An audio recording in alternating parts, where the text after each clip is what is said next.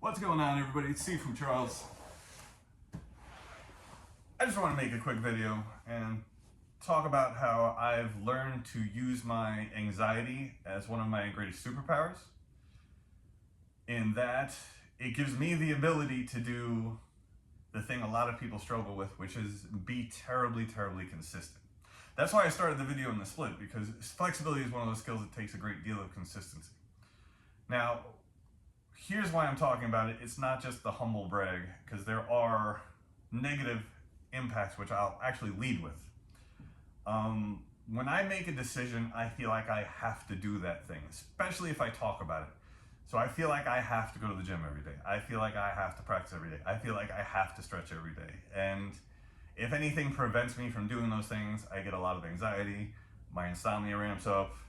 I become irritable. I become a terrible husband. I develop tunnel vision to the point where I'm not a very good friend to most people, in that if you're not in the things that I'm practicing, I tend to close myself off. So I'm not saying it's the right way to do things, but I am saying this. If you want to develop skill, if you want to better your health and stay healthy, you have to be consistent in your practices. You have to be consistent in your decisions, and you have to be consistent in your ability to prioritize things that are important. Your health is important. Your family is important. And I'm also bringing this up because recently I've been watching a lot of my friends deal with their elderly parents who didn't take very good care of themselves.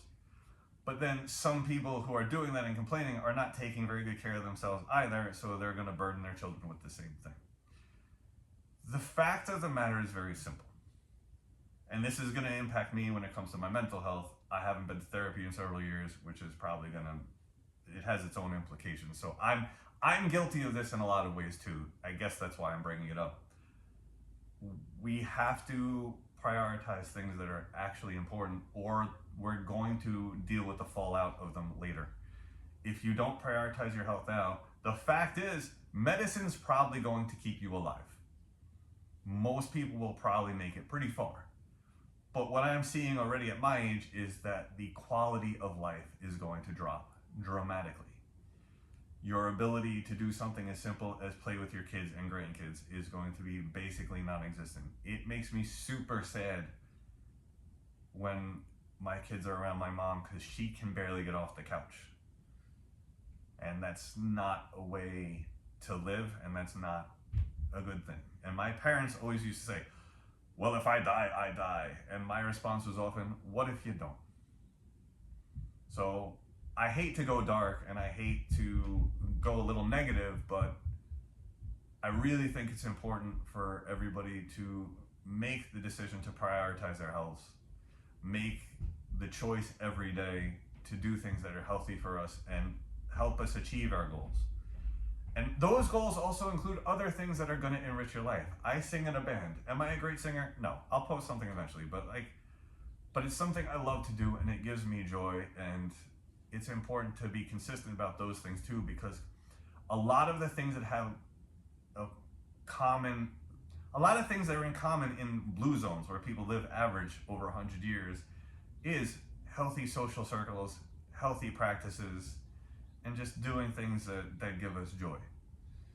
And like I said, I have all these other issues, and I fall into the dark side of them too, where I was dealing with it with alcohol for a time. And I'm not saying I don't drink at all now. I'm just saying, like, I wasn't dealing with my mental health either. So that's why I try to aim it at positive things. So I don't know if any of you guys, well, I'm sure some of you, even if I'm only talking to 4 people, at least one other person is dealing with some of the things I deal with. So that's what I'm saying. If you can't beat it, please just learn to understand yourself. Please learn to prioritize your health. Please learn to set things up so that when you're in a bad headspace, you're still chugging along, doing mostly the right thing. And be consistent. Get it done every day. Whatever it is you choose to do it every day. You'll thank me. So I hope this was helpful. If you have any questions or anything, just put them in the comments.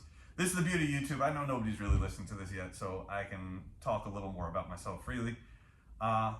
Thank you for listening. Please like and subscribe, and I'll see you next time.